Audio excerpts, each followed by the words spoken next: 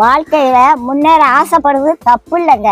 எதையாவது பண்ணி எப்படியாவது முன்னேறிடணும் அப்படிங்க நினைக்க கூடாது. அப்படி நினைச்சா ஏதாவது சிக்கல்ல மாட்டிக்கிடுவோம். கடவுள் உங்களை ஏத்த வேலையில உயர்த்த வருங்க. சில பேரு எப்படியாவது காசு பணத்தை சம்பாதிச்சிடணும், அப்பதான் வயசான காலத்துல நிம்மதியா உட்காந்து சாப்பிடலான்னு நினைப்பாங்க.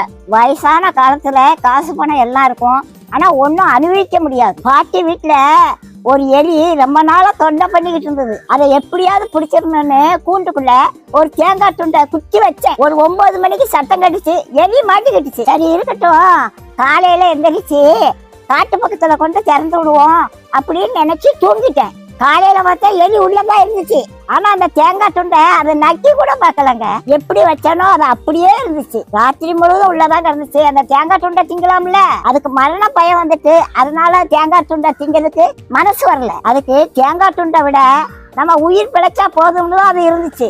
அதே மாதிரிதாங்க காசு பணத்தை சேர்த்து வச்சவங்க கடைசி காலத்துல ஒன்னையும் அனுபவிக்க மாட்டாங்க. லட்டை பார்த்த உடனே வாயில எச்சி வரும், ஆனா டாக்டர் சொன்னது ஞாபகத்துக்கு வரும், லட்டை தின்றாத சுகர் ஏறி போயிரும் அப்படின்னு சொல்லியிருக்காங்க. ஆசைப்பட்ட ஒரு லட்டை திங்க முடியல, காசு பணம் இருந்து என்ன செய்ய? கடவுளோட ஆசீர்வாதம் இருந்துச்சுன்னா கடைசி வரைக்கும் நல்லா சாப்பிடலாங்க. நாளைய தினத்தை குறிச்சு கவலைப்படாதீங்க. அந்தந்த நாளைக்கு அந்தந்த நாளோட பாடு போதுங்க. இன்னைக்கு சாப்பாடு கொடுத்த கடவுள் நாளைக்கு சாப்பாடு கொடுப்பாரு. நீதி நேர்மை உண்மை உத்தமமா மட்டும் வாழுங்க. கடவுள் ஒரு நாளும் உங்களுக்கு ஒரு குறையும் வைக்க மாட்டாங்க. நம்ம எப்படி சம்பாதிக்கோங்கிறத கடவுள் பார்த்துக்கிட்டே இருக்காருங்க.